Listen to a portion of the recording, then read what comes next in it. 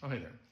Now, when I was a kid, I played with Star Wars figures and with G.I. Joe figures, but we grew up poor, and so I didn't have all of them. I had plenty, don't get me wrong. But I remember just wishing, like, one day I'm going to save up enough money and I'm going to be able to buy all these Star Wars figures and all the extra worlds and the spaceships and all the things. And one day I'm going to have all that stuff. And now I'm old enough and I probably could afford to buy it all, and I just don't care. And there are times in our life where our childhood dreams seem very, very important, and then we become an adult and you're like, I feel like I'm abandoning my dreams, but at the same time, like, it just doesn't seem important to me anymore. And Paul says it like this in the Bible. He says, when I was a child, I spoke like a child, I thought like a child, I reasoned like a child. But when I became a man, I put childish ways behind me.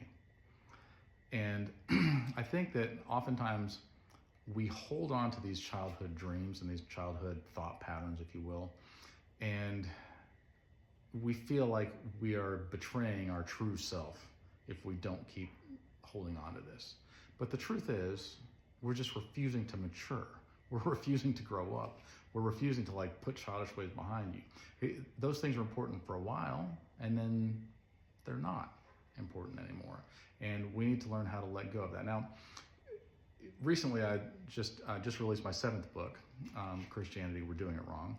But when I wrote my first book, A Wretch Like Me, everybody said, we'd love to hear your testimony. Can you write it down for the people that you don't get to talk to personally? And I was like, okay, I'll do that. And I didn't really know where to start. Oh, sounds like my ride's here.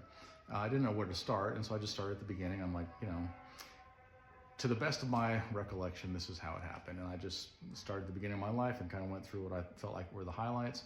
And as I went through that, then I went, is that why I do this today? Because that thing that happened when I was, whatever, 5 or 9 or 15 or whatever it was, did that thing, that one event, define the rest of my life? Am I going to behave this way for the rest of my life because of what happened at whatever age it was? And I had a choice at that point to go, now that I'm thinking it through, this is where this started, but am I going to just let this own me for the rest of my life, or am I going to heal from this, and I'm going to maybe go, things have changed. It's time for me to be something better, at least in this one area. And of course, you can just not. You can hold on to it and go, this is how I am, and there's nothing you can do about it. And most people do that.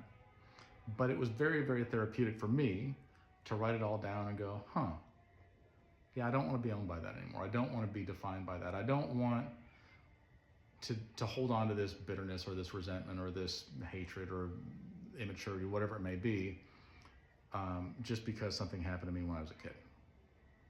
And I know there are traumatic things that happen to people when they're kids. Trust me, I know. But maybe it's time to grow up. Maybe it's time to put childish ways behind you. Love you guys.